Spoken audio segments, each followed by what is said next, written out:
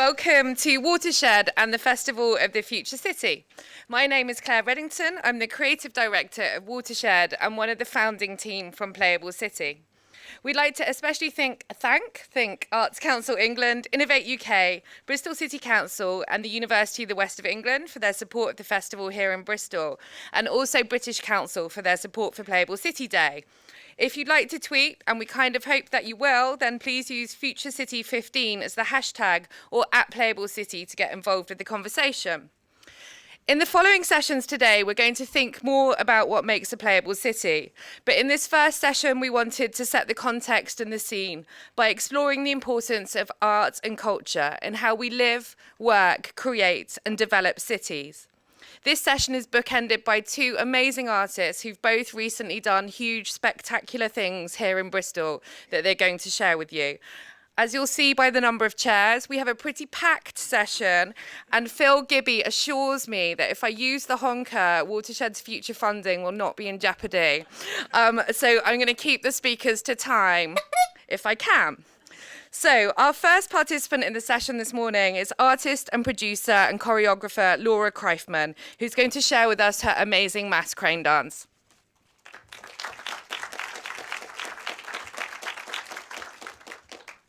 Hi, my name's Laura Kriefman, and I'm an architectural choreographer. And it's the best job title ever, and I get to use it now. I'm one of this year's Wired Creative Fellows, and I'm based here at the Watershed as part of the Pervasive Media Studio. On the 3rd of October this year, I achieved one of my dreams, which was to create a synchronized dance routine with 3 industrial construction cranes. And I'm just going to show you a short video that probably says more than my words would.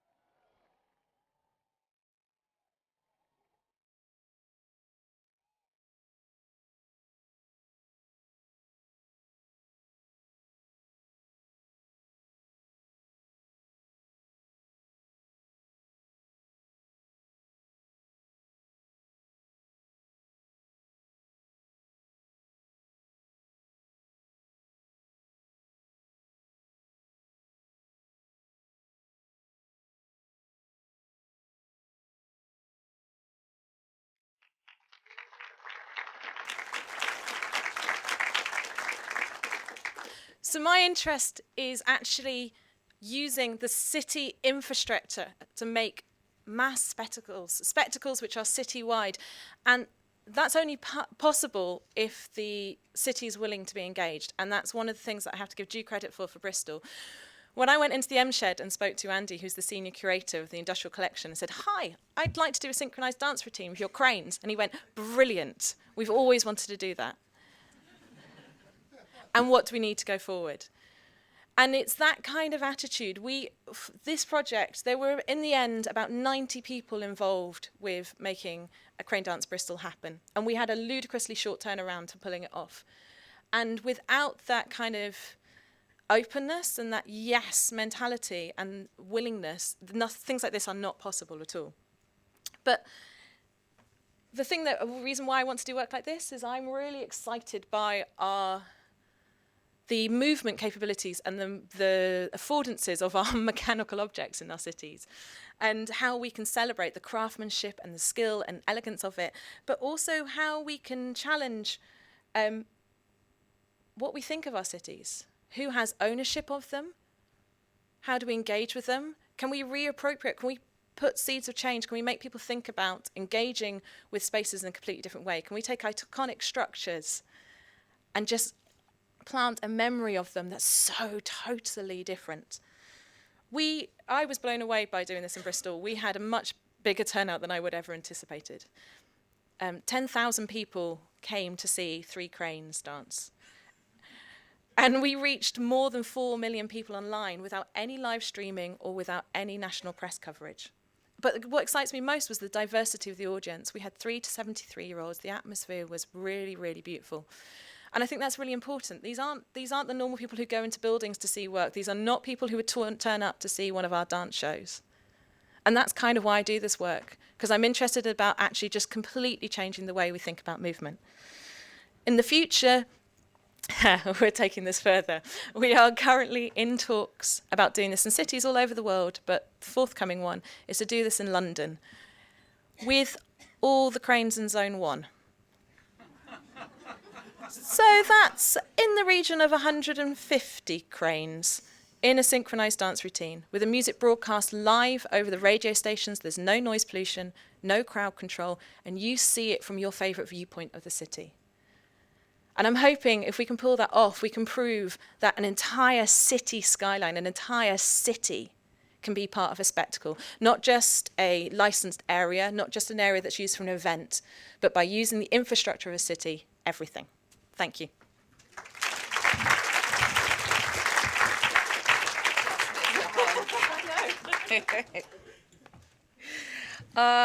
Next speaker is Peter Bazalgette, Chair of Arts Council England, and I'm going to go straight over to Baz. Obviously, all of everyone's longer biographies are in the brochures that you have. Thank you very much indeed. Can I just congratulate Laura for her absolutely insane ambition in London? It's fantastic. And I live in London, and we don't deserve something so wonderful. It's wonderful you're going to do that. And next step, world domination, quite clearly. Brilliant. Love it. I'm going to say a word or two about art and the city today. And I'm not going to talk so much about Bristol, because you know you have a great city and a great arts city. I'm going to talk about one or two other places. Last month, I was in Hobart in Tasmania. How many people in the room have ever been to Hobart? 1, 2, 3, 4, 5, 6, 7. That's not bad. That's not bad. So Hobart's rather interesting. It's a sleepy little town of 250,000 people. And it's the most southernmost town in the whole Australasian continent. And it also happens to have had a really crazy guy born there called David Walsh, who's a professional gambler. And he's made hundreds of millions of dollars by second-guessing the bookies with his teams of professional gamblers around the world.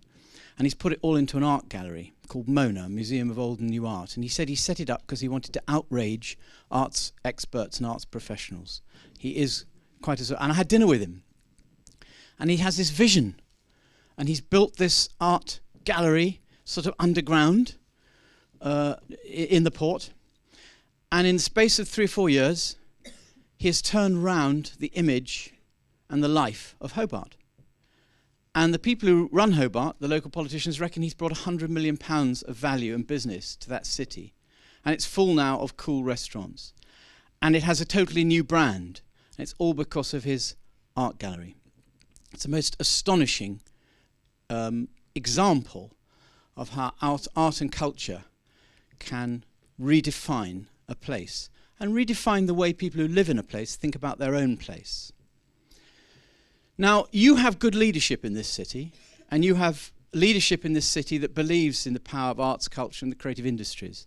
I want to, though, talk about a couple of examples where leadership really counted in putting arts and culture into the city, and where it might not have happened. And the first is the Angel of the North. As you know, Anthony Gormley designed it. It was built in 1998, just outside Gateshead. I think 150,000 people see it. Is it every day, every week? Anyway, a massive number of people see it. And in the time running up to its building, everybody was against it. The press were against it. The local people were against it. Waste of time. What are you wasting your time on this for? And now, if you asked them, they'd be horrified if you said you were going to pull it down. And the fact it was built as a sort of artistic icon for a town was about leadership. It was about people who believed in giving leadership and vision even when they didn't have everybody's wholehearted support, because they believed in it. And you know what flowed from the Angel of the North? The redevelopment of Gateshead, the building of the Sage and the Baltic, and it is a poster child for how arts and culture can revivify a community. Now, the other example I wanted to give was the Turner Contemporary. How many people here have visited the Turner Contemporary in Margate? Now, you know this story well enough, but you may not, now it's been open for 3 or 4 years, and it's had 1.5 million visitors, you may not recall that between the year 2000 and the year it was built, so over a decade, Kent County Council stuck with the idea. They believed in it, they wanted to give leadership, and the local newspapers fought against it and condemned it. When the people were asked, do you want this art gallery? They said, no, spend the money on a swimming pool. We don't want this bloody art gallery. What rubbish is this? And now, once again, they wouldn't be without it. It's redefined their view of the community they live in. It has turned around the Margate economy. There are clusters of creative businesses growing up. As you may know, Dreamland, it's one of many, by the way, coastal cities in dereliction and decay, which we have right around the country. And you know, Dreamland has now been reopened and somebody's invested in it, and the whole local economy is coming up. But most important of all, I think, when you talk quality of life, if you talk to people in Margate, they're prouder of their place now. They feel good about living there. This makes a really big difference. So, a few other examples, quickly. I'm living in mortal fear of that honker going off. A few other examples. In Salford, before ITV and BBC were there, and before 2 universities moved in, what was there? The Lowry. The Lowry was there first. In Nottingham City Council are using the Nottingham Contemporary as the core to build a creative cluster of businesses around. That's something you know well enough about in Bristol, I know, but I just wanted to give examples from elsewhere. And those cluster of creative businesses are clustered in what they call the Creative Quarter, and that's driven by the Nottingham Contemporary, and it's another example. I just want to come back to what Laura was talking about earlier, because there are people who will never go through a doorway into an institution they think isn't for them, even if they live there. And so street festivals and street art, of the wonderful example we've just seen from you, are incredibly important. Last week I was at the Durham Lumiere. How many people here have ever been to the Durham Lumiere? It's been running a while now. A few of you. Well, you know, 250,000 people over 3 days coming through that city, mostly living thereabouts, enjoying a fantastic spectacle, coming out, joining together, being inspired, owning the place, as indeed that lovely crowd watching your crane dance, if I'm allowed to call it that, we're doing. So that's one example. And in the summer, I was in Stockton, and they had the Stockton International Riverside Festival, which goes on for 2 days. And again, it's about local leadership and belief in it. And I saw thousands of people down on the river watching some fantastic French circus perform. And it was really, really exciting. So all of those are brilliant examples of how arts and culture inspires and rebrands communities. And we can talk about the tourism, and we can talk about the regeneration, but most of all, it's a people's view of the place they live in that matters more than anything else. Now, I just want to throw in, before I'm ushered off the stage, she hasn't got her hand on it yet. I've got a couple of minutes. I just want to say a couple of words very quickly about the city of the future and some broader points.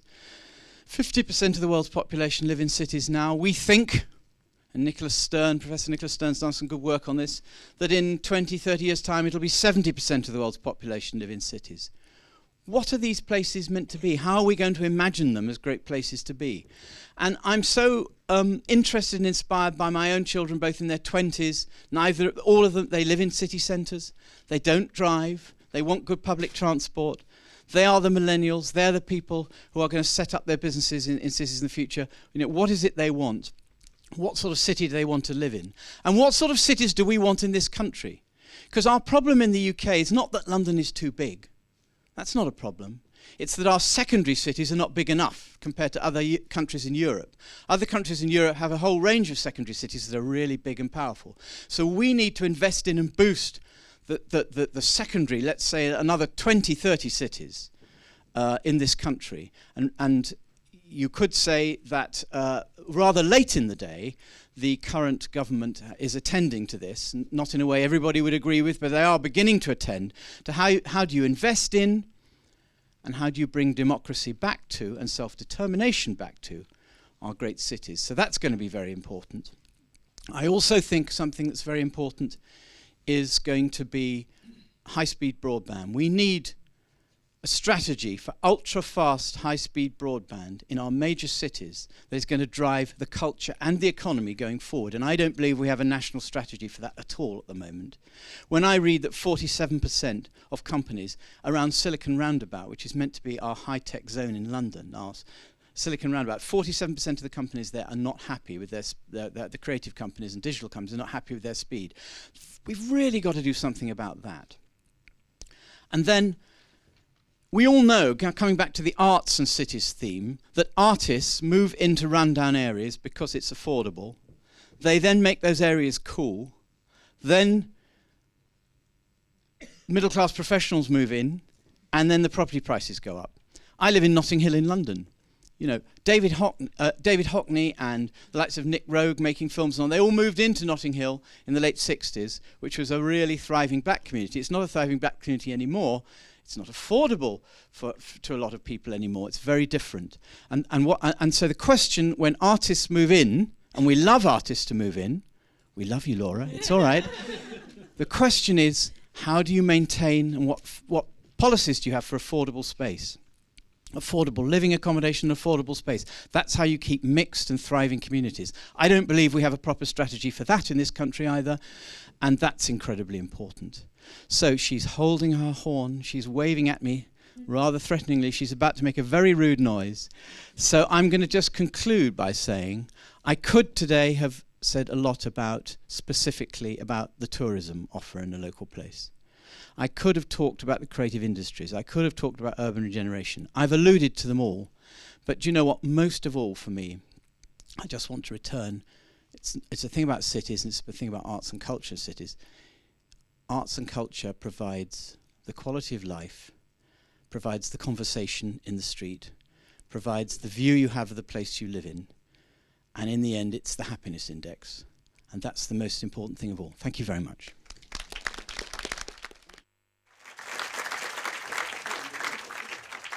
So it turns out if you promise a honker, you get very well-behaved speakers. I like this.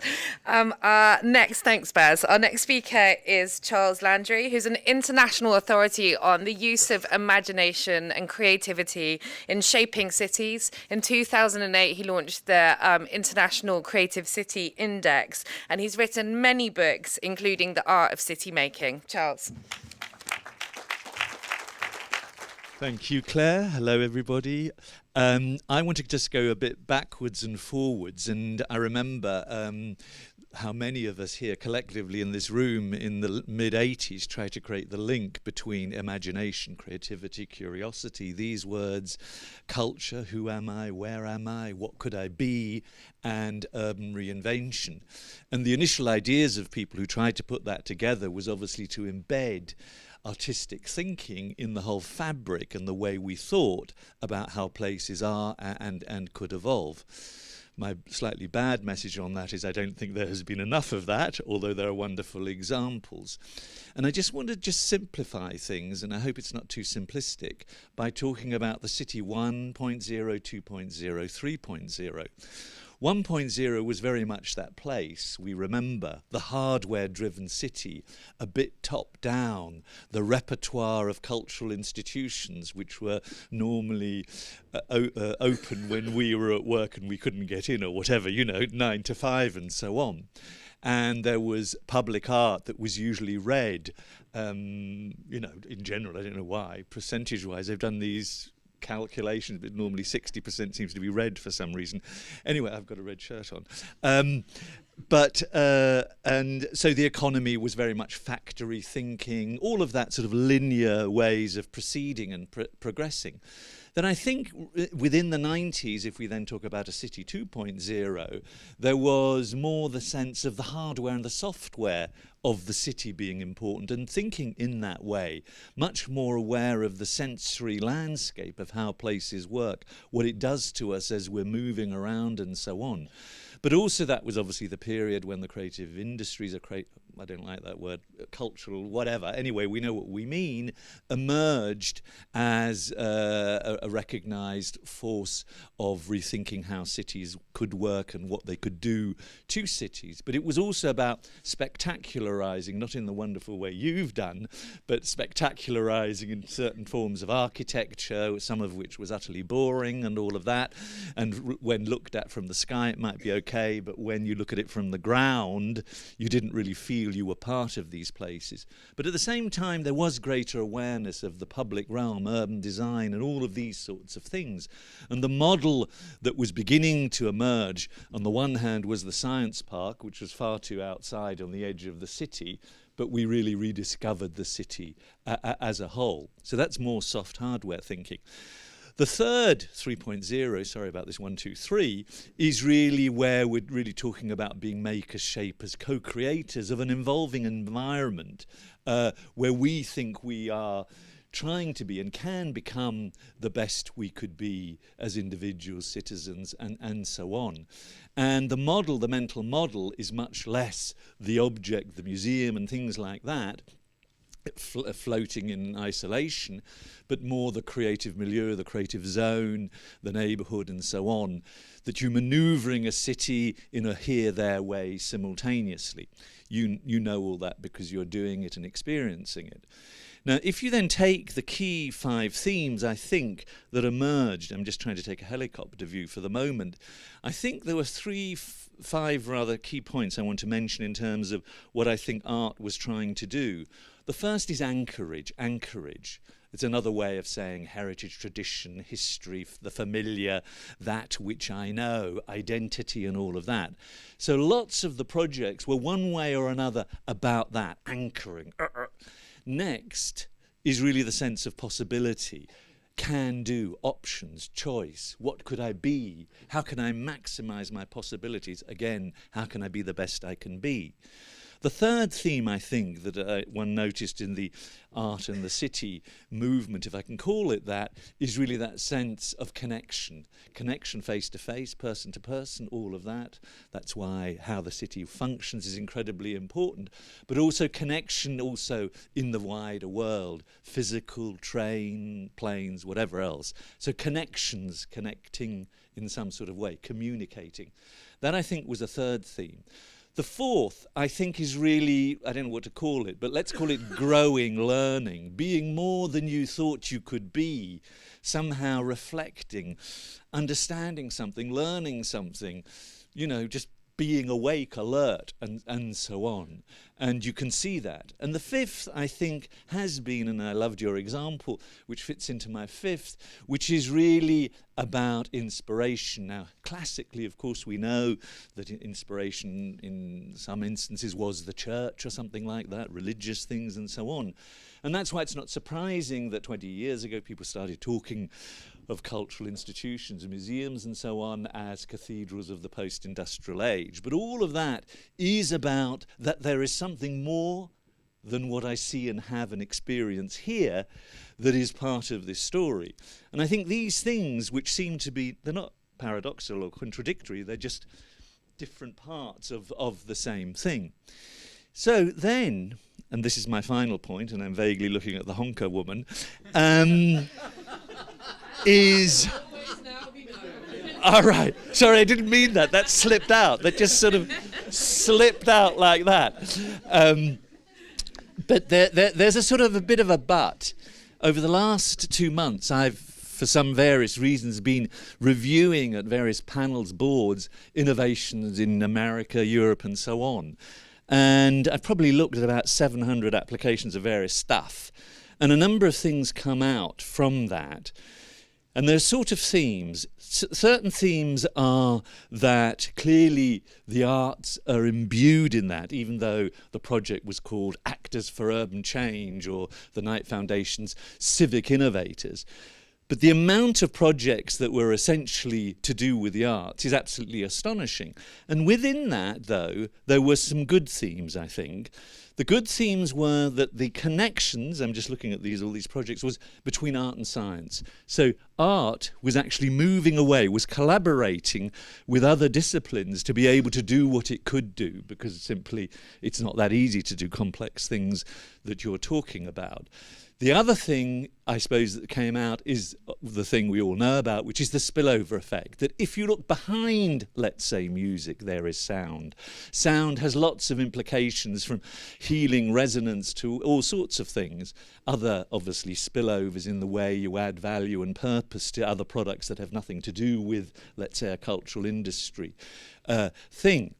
But the key point there is that the message is that the society we live in, and the society that is evolving, and the economy too, could not be and could not become what it wants to be without the skills, talents, and I suppose expertise that lies within artistic forms of education. So it's completely deeply embedded. Now the big but, is I don't think it's enough understood. It's understood in this audience, that's fine. But what about all the others out there? And that is my real concern, that there is still more to do, much more to do.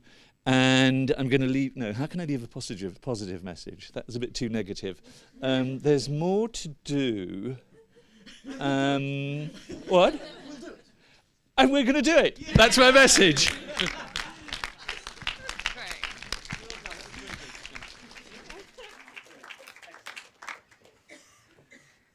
Lest the honker becomes institutionalized, we shall do away with it. It's too much of a thing.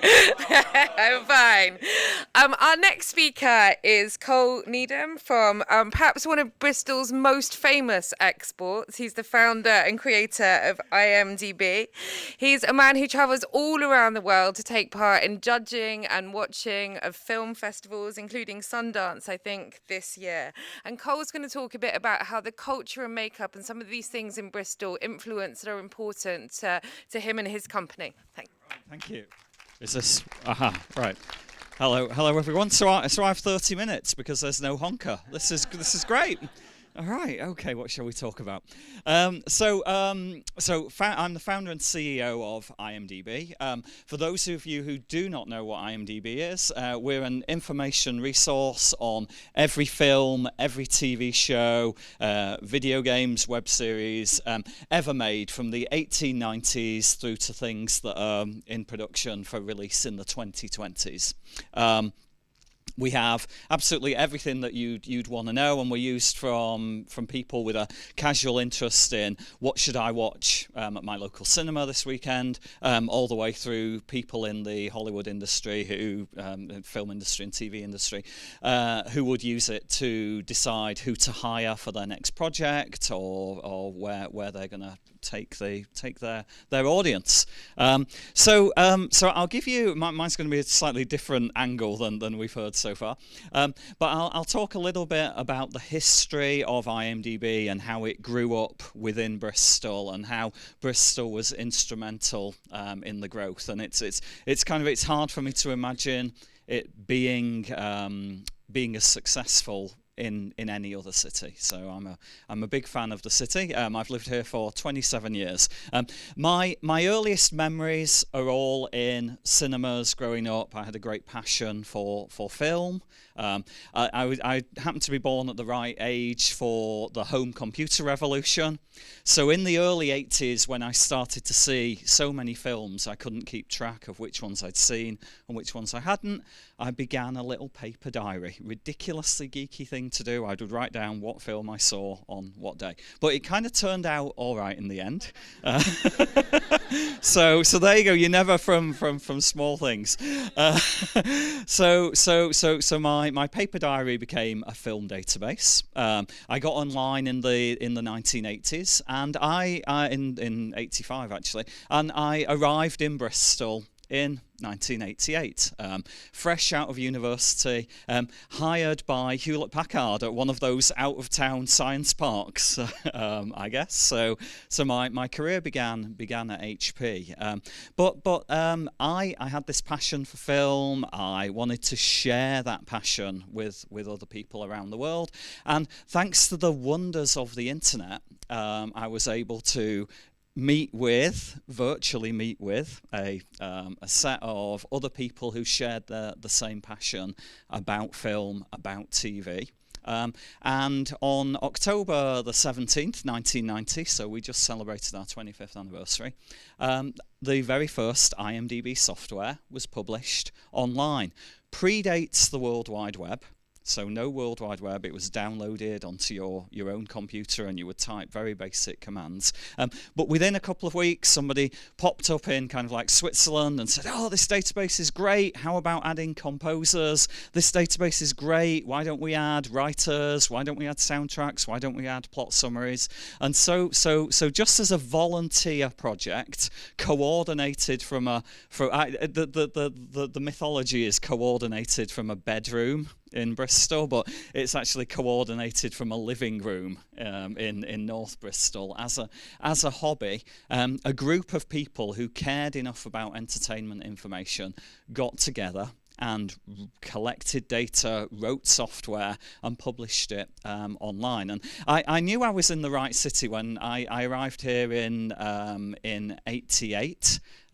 And the first, I think pretty much the first film I ever saw in Bristol was a screening of Orson Welles' Touch of Evil here at the Watershed, and it was kind of like, oh great, what a great city that I've come to. All of this wonderful centre that we have here, and kind of like reaching out and pulling people in and showing them films that they otherwise wouldn't have had the opportunity to see.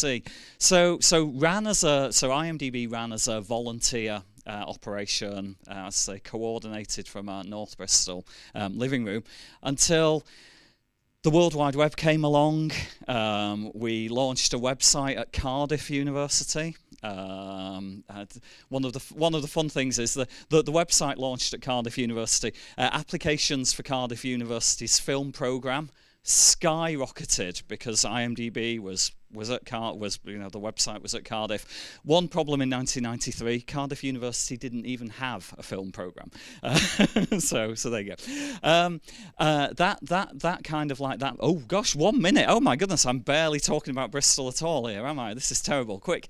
Okay, so having launched a volunteer website, it grew so big, so crazy big that we incorporated and we became imdb.com in 1996, and I became our first employee, then operating from a bedroom in North Bristol. And as the business grew, I gradually recruited the volunteers from around the world to join the team. But that wasn't enough. And one of the great things about Bristol was the access to just the great talented people who live in and around this city. So we then began to hire people to work from home. So there was a network of home-based workers, and we would meet in my local the bar of my local gym every Wednesday to coordinate this kind of like this project that had become so crazy big, and so that grew and grew. We were acquired by Amazon in 1998, but they kept me on to run it. They hired everybody else. They hired everybody in their Bristol bedrooms and in other places around the world. And we've grown from strength to strength ever since. And I guess 4 years ago, we took the serious step of actually getting office space in Bristol. I mean, it felt, oh gosh. So we're nicely established, less than a mile away from here, and used by 250 million people around the world every month. That's IMDb's story in Bristol. Right.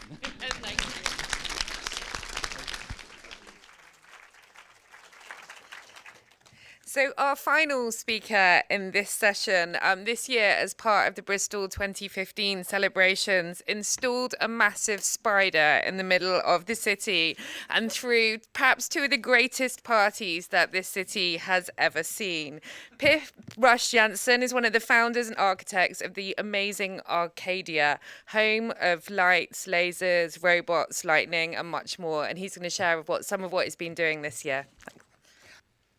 Hi, I'm just going to talk through a little bit of our sort of evolution. Arcadia, there's two of us that run Arcadia, but there's a whole entourage of amazing performers and other creatives that work with us, and it's ever growing. Right in the beginning, in 2007, we were based out in the countryside, and we just had an ethos of making sculptures from recycled materials. We were just trying to get into festivals, really. We didn't take it that seriously at all. The first thing we built was an avenue of lampposts. We actually found a load of lampposts that had been stripped out somewhere and a load of exhaust pipes, and we built them together, and that was that. Put a few flames in. It sort of seemed to have a real effect on people. People loved it, but they were just passing through, and we wanted to hold this energy for a bit longer. So we built the next thing, still all out of scrap, which was a sort of social area. These big round bits around the bottom were seating platforms. There was a big fire in the middle of each bit, and there was DJ playing music and water and stuff. By about 10 o'clock at night, everyone was dancing on the seats, and no one sat down at all, and it just turned into a big sort of party machine, and went that way since then. One of the guys who turned up was a guy called Doug, who was running the Invisible Circus, and I think between some landlords and the council, they'd been given the old town courts in the middle of town, and he'd decided to do a show there, so we went to help him out, and it was amazing. I mean, we'd been going to London back and forwards, but coming to Bristol suddenly to realise that the council was supporting this sort of thing, and that there was a whole sort of accessible network of amazing performers and stuff to work with was really brilliant, really exciting. So we didn't go home again. We just started working with the performers there. First, we had lots of lorries and equipment, and they started practicing their performance on the cranes of our lorries. So our stage next year, we built the lorries inside the structure so we could carry on with it. And of course in Bristol there's an amazing engineering scene, and that network sort of opened up to us, and we had some really dedicated people that wanted to come and have some fun and get involved in something creative. And we made this 50-ton structure from some old scanning units that we found in the scrapyard. Still working completely from scrap. That evolved again, and eventually we took the cranes off the lorries and put them on the spider, so it had some moving arms, and made it into a creature. And we started working on making an actual show for this thing. We took the show to Glastonbury the following year, and by that point we had about 500 different people working with us, mostly because they really enjoyed it. They all had other jobs, and we had 50,000 people turn up and get involved in the show. So it was really exciting times for us. Some of the people that turned up were a Thai promotion company who the following year took us out to Bangkok, and we did the show in the middle of the city. It was amazing doing it in the city. I mean, doing it in a new culture was brilliant in the first place, but being in the city, we suddenly realised that people were really interested in more than just coming for the experience, but they wanted to know more behind the scenes, what was going on. People were really paying attention to the fact it was all recycled. Everyone was getting quite excited about it. We did another show with an old stage in Miami that same year. Again, loads of buzz, loads of excitement, and we realised we could harness something out of this. So we started talking to Bristol about Green Capital 2015, and we started thinking about just trying to do a show that just drew more attention to some of the recycled stuff and some of the sort of alternative ways that we were approaching our show. So the first thing we worked on was converting our flames to biodiesel, which we managed to make from recycled chip fat from all the fish and chip shops around Bristol, which we wanted to sort of make people aware that there was resources everywhere that could be used. We also started to highlight a bit more about the structure and what it was made of and where all the parts were from. We wanted to open up open up to a much wider demographic. So we did some workshops for kids during the week while the spider was up, because they were all looking over the fence and wanted to see what was happening. And we had some really good little charities turn up with like piles and piles of scrap. And by the end of the day, the whole lot was gone, and there were kids running around the park looking for plastic bags or anything that they could take back and make something out of.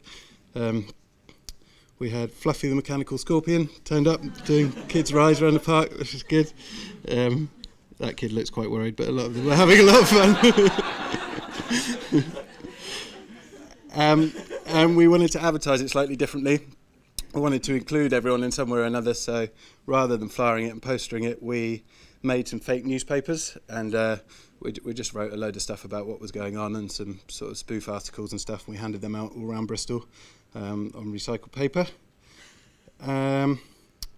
And it got quite a lot of attention. According to Grayling that worked with us, they reckon 73 million people were reached.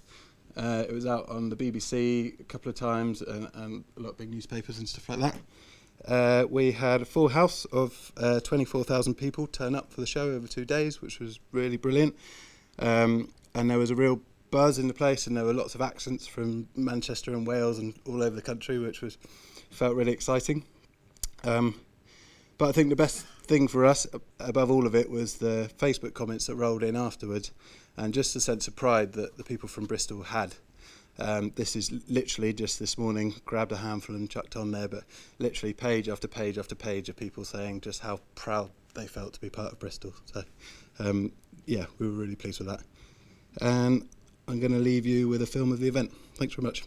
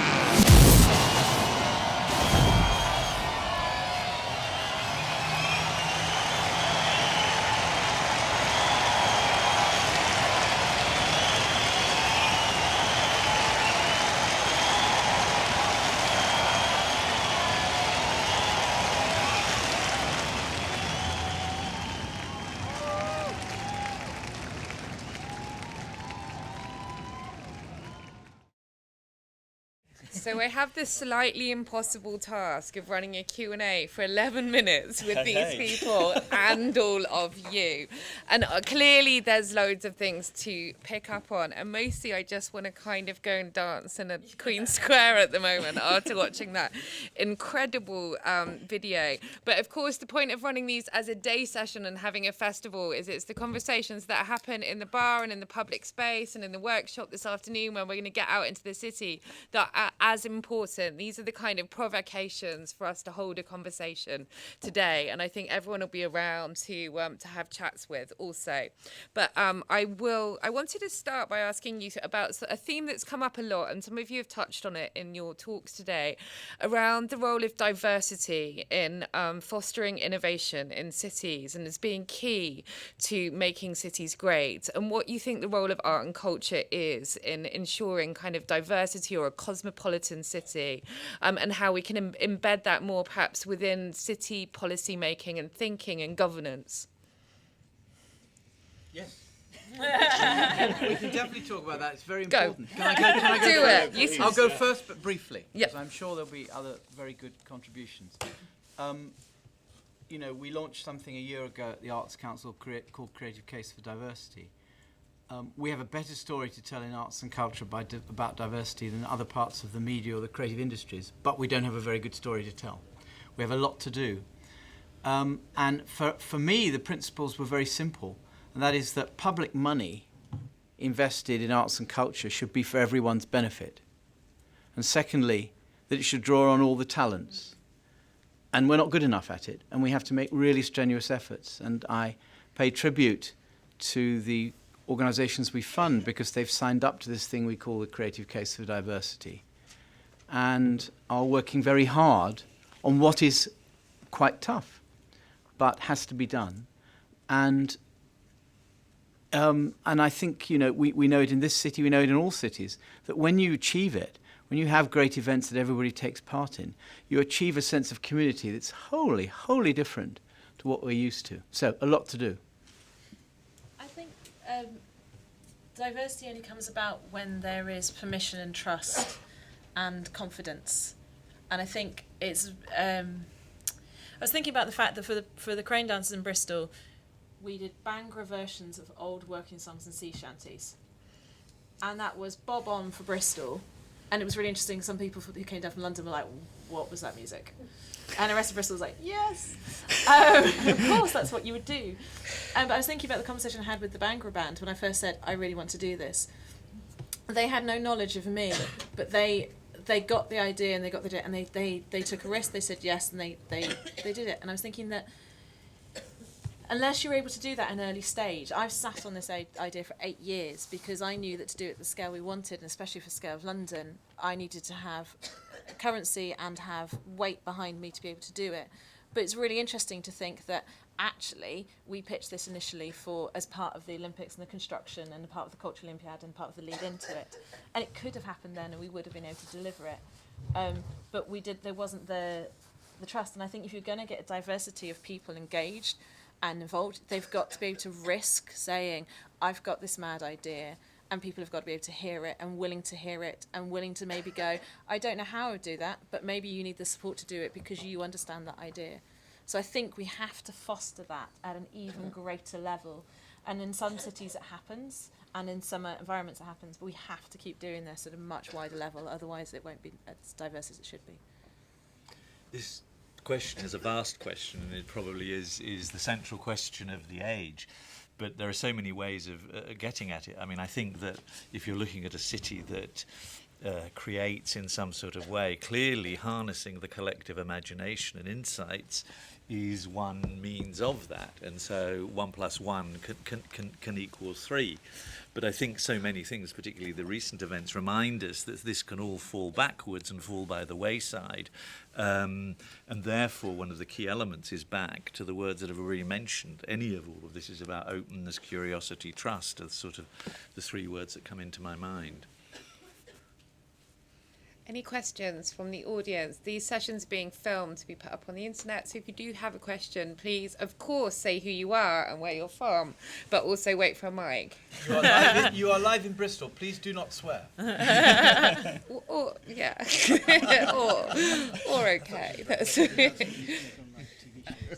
Thank you. Martin Boddy from the University of the West of England.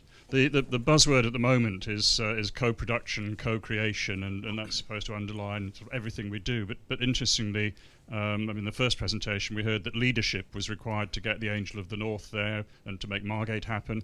I'm not sure if Pip based The Spider on extensive polling of the people of Bristol, or whether it just grew out of a series of fantastic projects that he described. Is there a paradox there between co-production, co-creation, and that sort of democratic approach, and actually to get some of these spectacular things happening like crane dances or spiders, you need real leadership and risk-taking, kind of knowing what the people want, which is probably a very unfashionable phrase.